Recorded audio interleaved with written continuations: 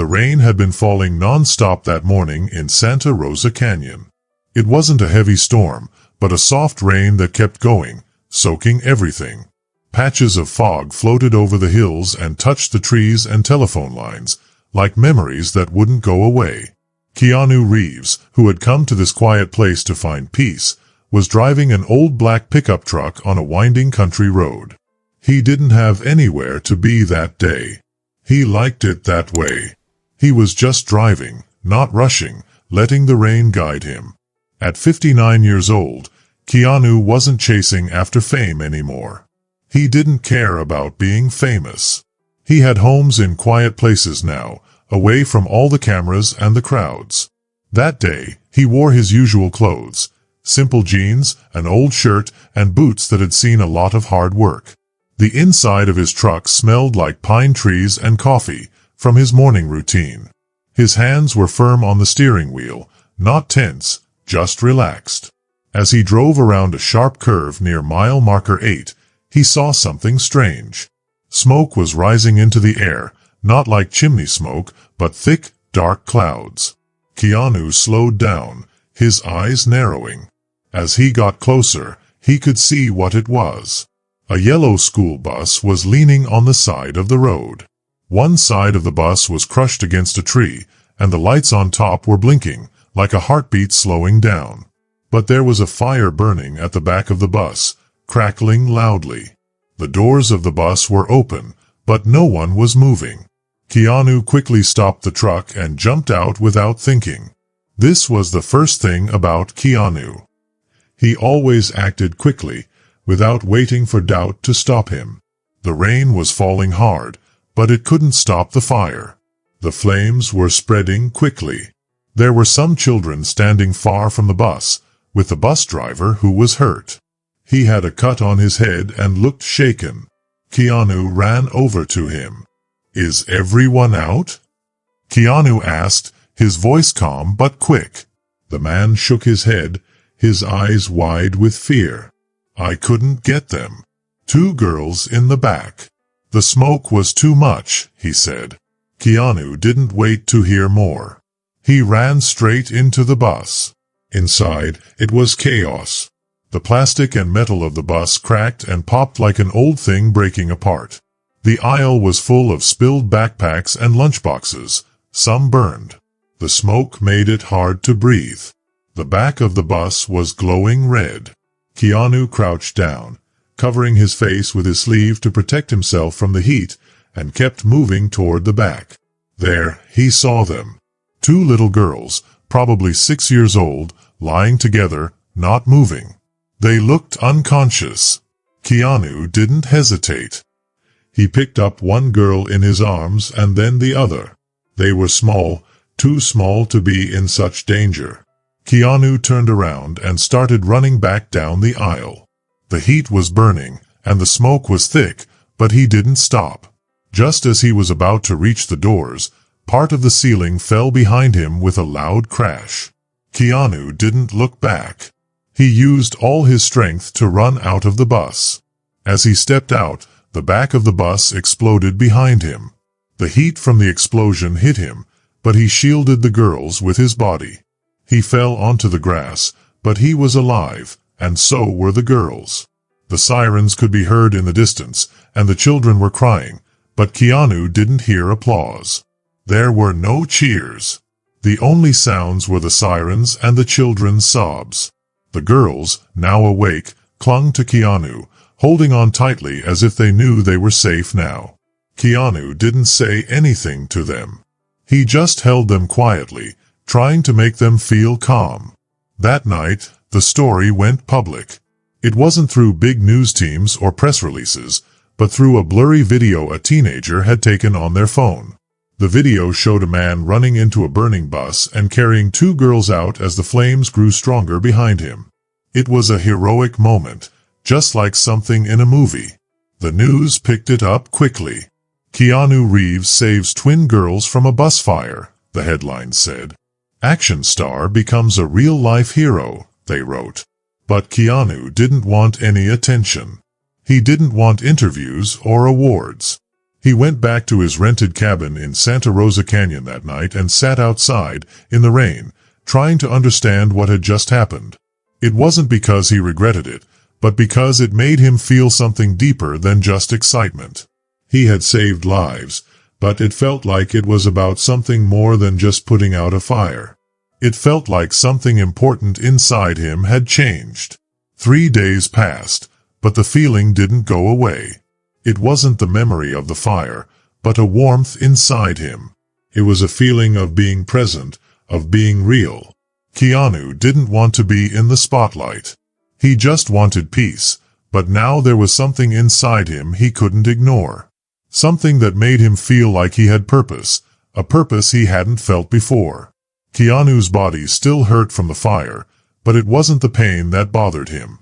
It was the echo in his chest, the memory of the girl's screams, the explosion behind him, and the look in their eyes when they realized they had been saved. Keanu hadn't seen them since that day. He didn't want to make it into a media event. He asked no one to take pictures. The girls were in the hospital, recovering, but Keanu didn't know how they were doing. He wondered about them all the time, not just about their bodies healing, but how they were feeling inside. Children deal with things in ways adults sometimes forget. On the 4th day, someone knocked at the door of Keanu's cabin. When he opened it, he saw a woman standing in the rain. She looked tired, but strong, like someone holding herself together with a lot of effort. She was holding an envelope. "Mr. Reeves," she said softly. Keanu stepped aside, letting her come in out of the rain. "I'm Nina," she said. "I'm the mother of Zoe and Maya." Keanu recognized the names. Those were the girls he had saved. He froze for a second, then took the envelope. "Your daughters, you saved them," Nina said, her voice shaking only a little. Keanu nodded. "I didn't do anything anyone else wouldn't have done." Nina shook her head. "No, you did more. You went into the fire." Keanu didn't know how to answer. He didn't feel like a hero. He had never been comfortable with the idea of heroism. Nina sat down, and what followed wasn't just thank yous. It was real, honest talk. She told Keanu about her daughters, how they were very shy and often bullied, how they loved reading books more than talking to people. She told him about the moment they woke up in the hospital and asked where the quiet man with the strong arms had gone. They refused to eat until someone told them he was okay. "I didn't come to thank you," Nina said. "I came because they wanted me to find you. They want to see you." Keanu was surprised. "Why?" Nina explained, "They want to see you. Not for a photo. Not for the story. Just to know you're real. That what happened mattered." That afternoon, Keanu went to the hospital to see the girls for the first time since the fire. He didn't bring flowers or presents. He just came as himself, smelling a little like pine and wet flannel. The room was quiet, with soft lighting and the smell of kids' shampoo. When Zoe and Maya saw him, they smiled. They didn't say anything at first, but then Maya reached out and touched his wrist. "You came back," she said softly. Keanu smiled and said, "Of course I did." "You didn't have to," Zoe said. Keanu looked at her seriously. Sometimes, the things you don't have to do are the ones that matter the most. They talked for hours, not about the fire, but about everything else.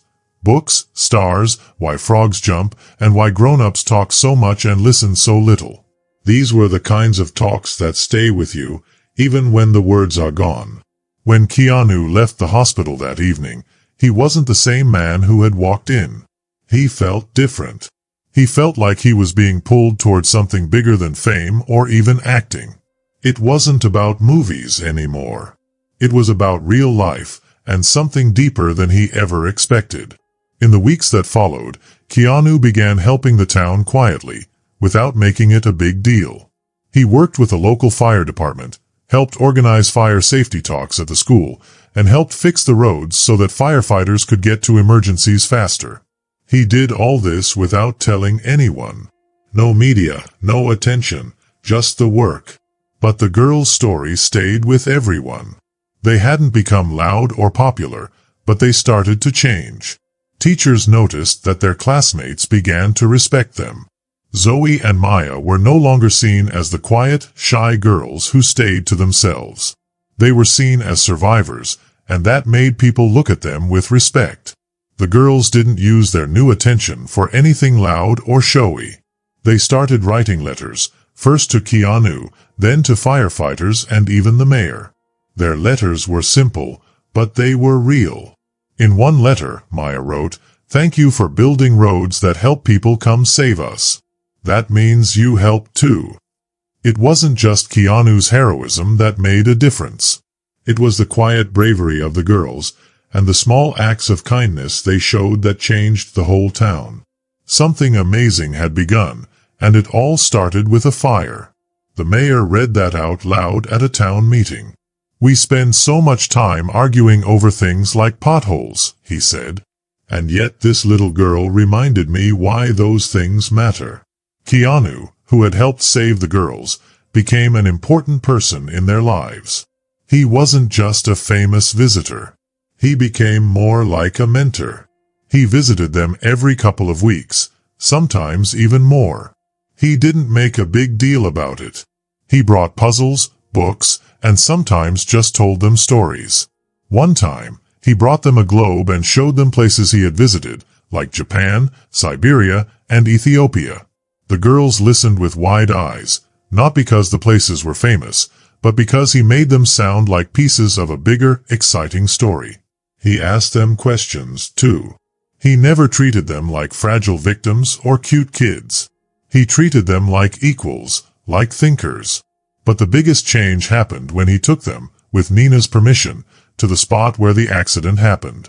The burned bus was gone, cleaned up weeks before. In its place, the forest was growing back. Grass was starting to cover the ground, and the trees stood quietly.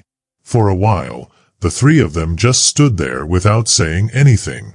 Then Zoe whispered, "I dreamed about this place last night, but it wasn't scary." "What was it like?" Keanu asked. She looked up at him and said, "It felt like the beginning of something, not the end." Keanu nodded. Maybe that's exactly what it was. That moment planted a seed in them, not in Keanu, but in the girls.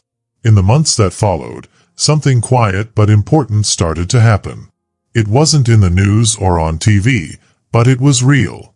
The girls, inspired by what they had gone through and the healing they had done, started a club at their school called the Spark Club. Their motto was written in wobbly handwriting on a banner: "You don't need fire to light a spark."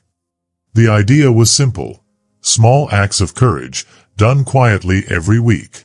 No prizes or trophies, just small acts that reminded people they mattered.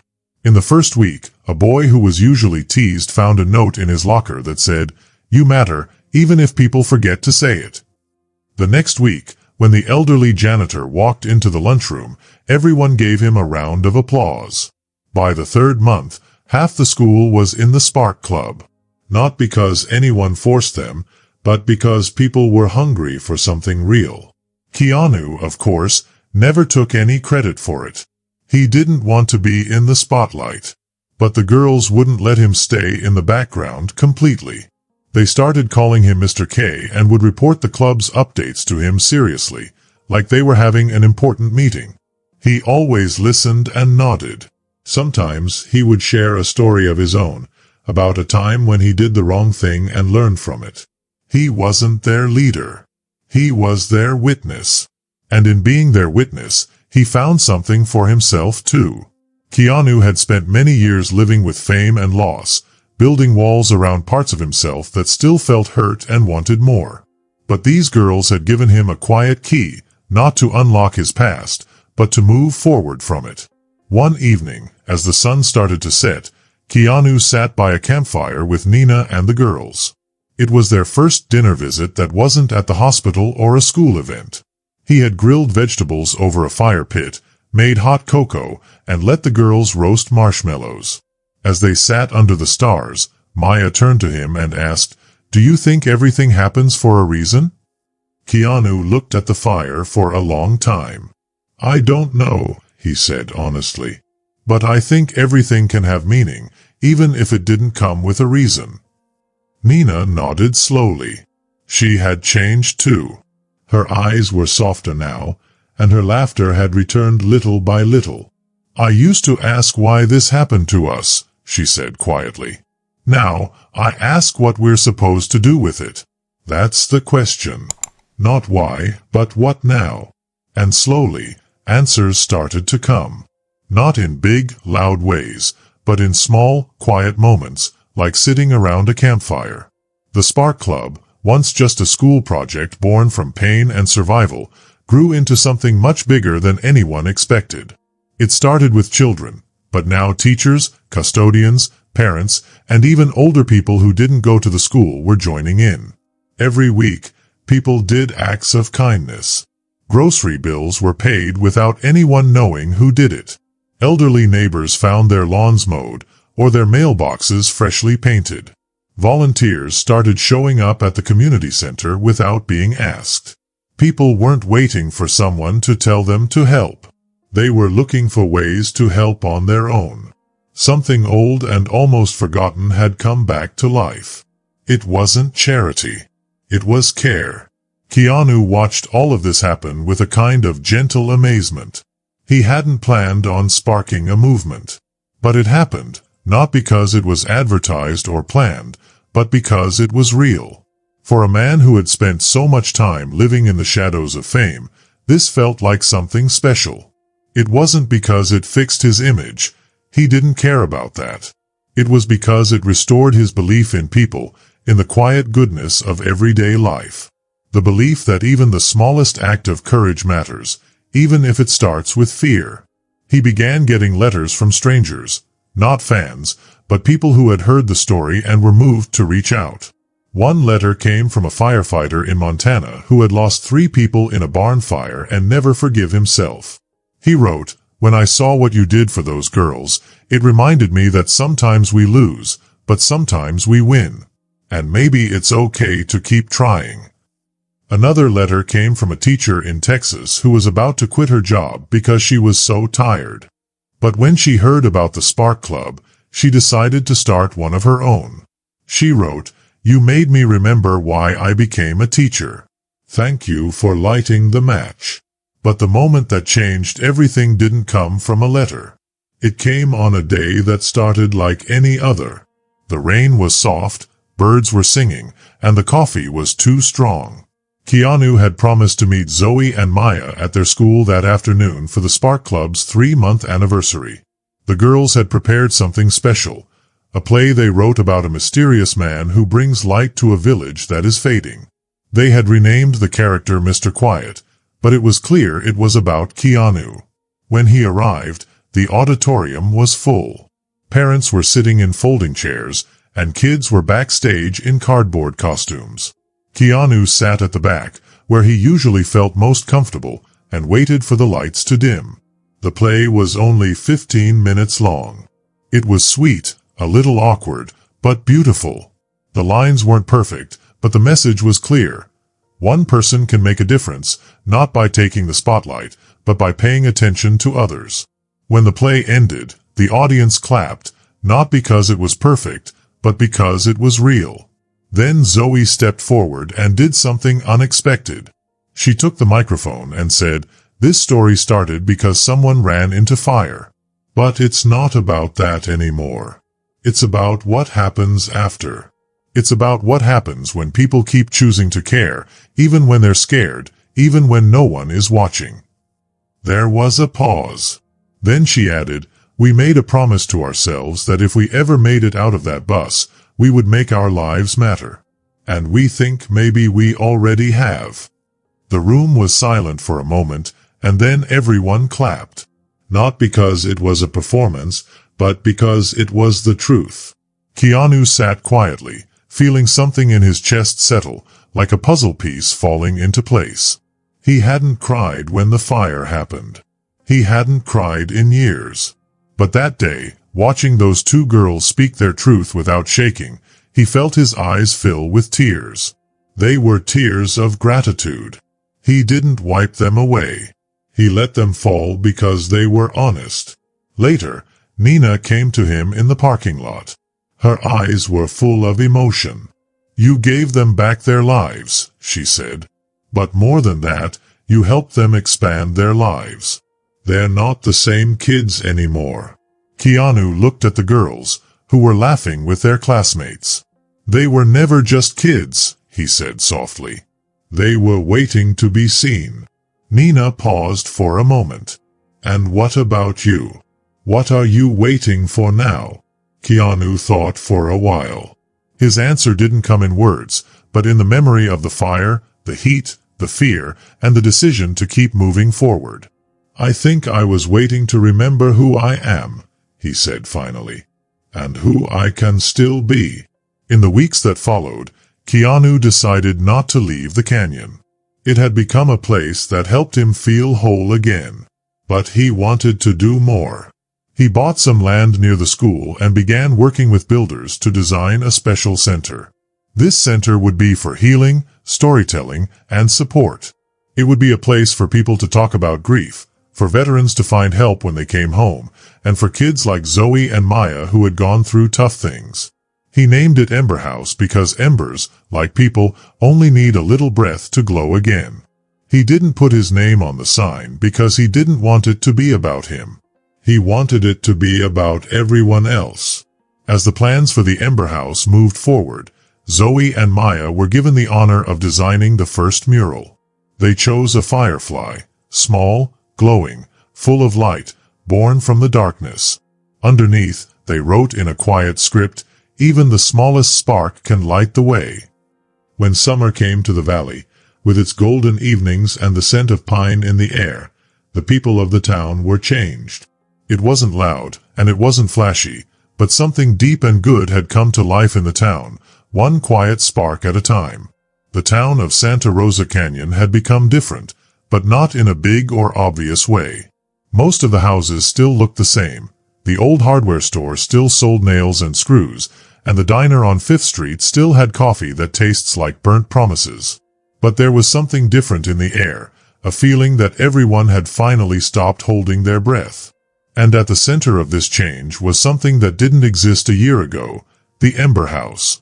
The Ember House wasn't big or fancy. It was built carefully using old cedar wood and stone. It had big windows that let in sunlight, making the place feel warm and welcoming. There was no big sign or bright lights. Instead, there was a wooden sign that said, "You are not alone. You never were." Below that, in smaller letters, it said, "The Ember House, a place to rekindle." The building didn't look like a hospital, school, or church, but it felt like a mix of all three. It was a place for healing, not for fixing things.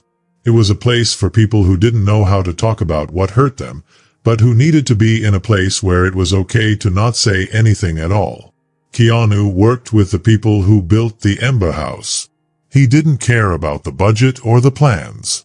What he cared about was how the building would feel. He wanted to know that someone who had just lost a parent would feel safe walking in. He wanted veterans who had seen horrible things to feel welcome without having to explain why they were hurting. He wanted kids who felt lonely to know they belonged, even if no one said a word. Every room in the Ember House was made to help people feel comfortable. There were cozy corners with soft lamps, chairs arranged in quiet circles, and shelves full of books that didn't tell people what to think, but just invited them to read. There were rooms for making music, writing in journals, and spaces where people could sit quietly without anyone asking them to talk. The walls were painted in soft, warm colors like deep green, amber, and brown, like the forest was inside with them. No one was forced to share their feelings, but when they did, someone was there to listen. The opening of the Ember House wasn't like a normal ceremony. There were no microphones or ribbons to cut. The people in the town didn't come because they were excited.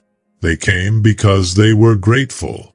It was a quiet moment when Keanu stepped up to the door in his old flannel shirt and boots, with sawdust still on them from helping build shelves the day before.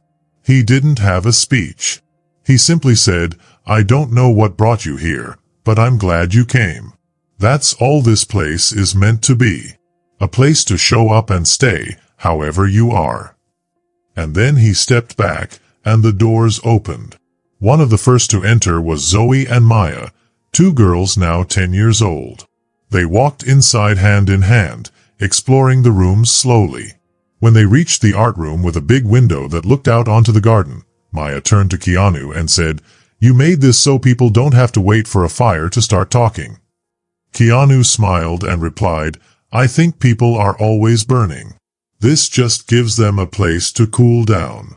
The Ember House quickly became more than just a building. It became a part of the town's rhythm.